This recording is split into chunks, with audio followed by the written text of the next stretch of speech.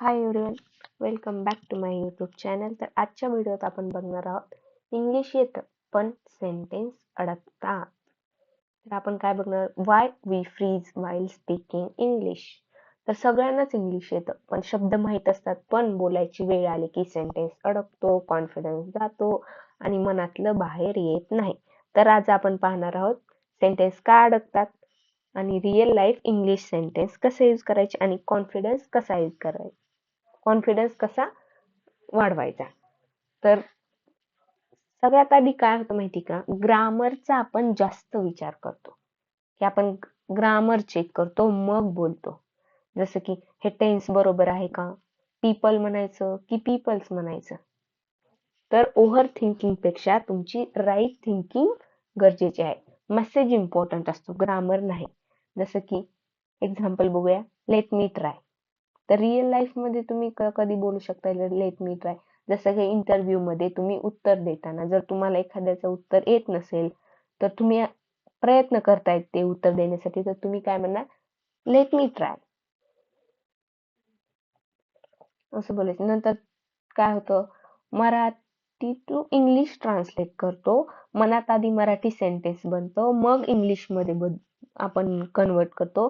त्यामुळे आपला डिले होतो. जर तर जेव्हा तुम्ही मनात मराठीतून इंग्लिश ट्रान्सलेट करत असता तर तेव्हा तुम्ही शांत नाही बसायचं. तर तुम्ही काय बोलायचं, ओ आय एम नॉट शुअर. म्हणजे कधी आपल्याला जर एखादी मीटिंग चालू आहे आणि तुम्हाला बॉस विचारतो की याचं काय असेल आणि तुम्हाला ते सुचत नाहीये पटकन इंग्लिश मध्ये काय बोलणं, तर तुम्ही काय म्हणायचं, आय एम नॉट शुअर, मला खात्री नाही, आय एम नॉट शुअर. नंतर मिस्टेक्सची भीती. खूपदा लोकांना असं वाटतं की आपण जे बोलतोय ते चुकत असेल, चुकलं तर काय होईल, लोक हसतील का. लक्षात ठेवा, मिस्टेक न करता कोणीही इंग्लिश शिकलेलं नाही. आपण एक्झाम्पल बघूया, इट्स ओके. तर रिअल लाईफ मध्ये आपण जेव्हा फ्रेंड अपोलॉजी करतो, फ्रेंड आपल्याला जेव्हा अपोलॉजी मागतो तेव्हा आपण इट्स ओके, चालेल, काही हरकत नाही असं बोलतो, इट्स ओके. त्यानंतर बघूया, प्रॅक्टिस कमी आहे. म्हणजे तुम्हाला इंग्लिश येतं पण तुम्ही ते बोलूनच नाही दाखवत, त्याची प्रॅक्टिसच नाही करत.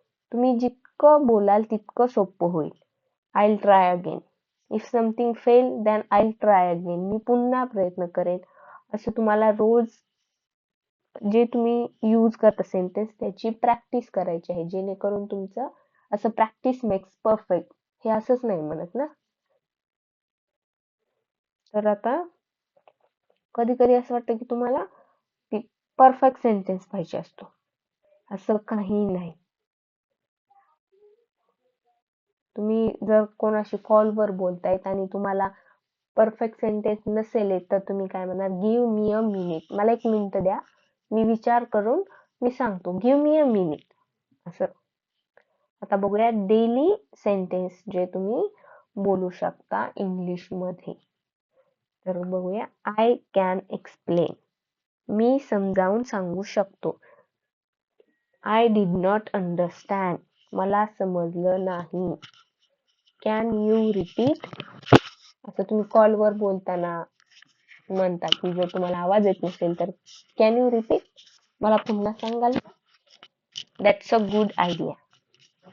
जेव्हा तुमचं डिस्कशन चालू असतं, मी ते एक्झाम्पल पण दिलेत बघा, तुम्ही कधी हे सेंटेन्स एक्झॅक्टली तुम्ही कधी कोणत्या सिच्युएशन मध्ये यूज करता. जसं तुमचं आता डिस्कशन चालू आहे आणि ती कल्पना तुम्हाला आवडली आहे, जर कोणी काही सांगत असेल, एखादी कल्पना देत असेल किंवा आयडिया देत असेल तर तुम्ही काय म्हणणार, दॅट्स अ गुड आयडिया. नंतर बघूया, आता बघूया लॉंग सेंटेन्स, जसं की नॅचरल वाटते. जसं की I was about to call you but then I got busy with some work. जेव्हा तुम्हाला फ्रेंड विचारतो की तू कॉल का केला नाहीस, तेव्हा तुम्ही काय म्हणणार, मी तुला फोन करणारच होतो पण मी कामात अडकलो. I was about to call you but then I got busy with some work. नंतर बघूया, I understand the problem and I am working on a solution. जेव्हा तुम्हाला बॉस कंप्लेन करतो आणि तुम्हाला म्हणायचे की मला समजलं आहे आणि मी त्याच्यावर काम करत आहे, तर काय म्हणणार, I understand the problem and I am working on a solution. त्यानंतर बघूया I am not very comfortable speaking right now but I am trying. Interview मध्ये किंवा मीटिंग्स मध्ये असतात आणि तुम्हाला बोलताना थोडं अवघड वाटते किंवा मी प्रयत्न करतोय असं सांगायचंय तुम्हाला, तर तुम्ही काय म्हणा, I am not very comfortable speaking right now but I am trying. Then I did not get enough time today, so I will do it tomorrow. जेव्हा तुमचं वर्क इनकम्प्लीट असतं तर तुम्हाला म्हणायचं की आज मला पुरेसा वेळ मिळाला नाही म्हणून मी उद्या करेन. I did not get enough time today, so I will do it tomorrow. I will do it tomorrow. As far as I know, everything is going fine. जेव्हा तुम्हाला प्रोजेक्ट स्टेटस विचारतो तेव्हा मला माहिती असेल पर्यंत सगळं ठीक चाललं होतं. मला माहित असेपर्यंत सगळं ठीक चाललं होतं. As far as I know, everything is going fine. Then I was trying to explain my point, but nobody was listening.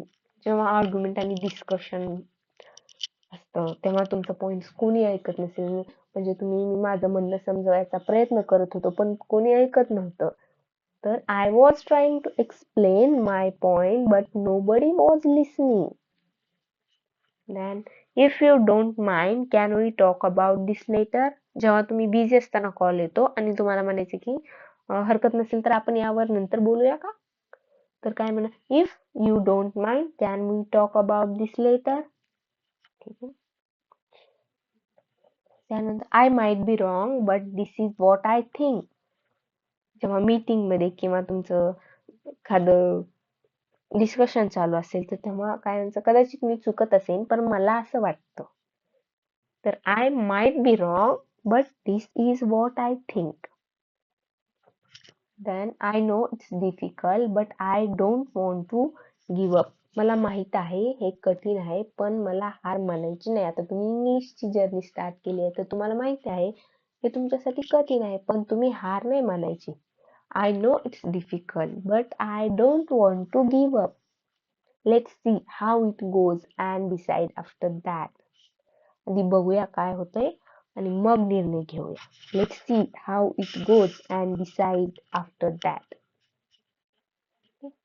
असेच नवीन नवीन सेंटेन्स साठी व्हिडिओला कमेंट करा की तुम्हाला कसे सेंटेन्स पाहिजे, कोणते सेंटेन्स पाहिजे. आजचा व्हिडिओ आवडला असेल तर लाईक करा, कमेंट करा, शेअर करा आणि सबस्क्राईब करायला विसरू नका. Thank you for watching.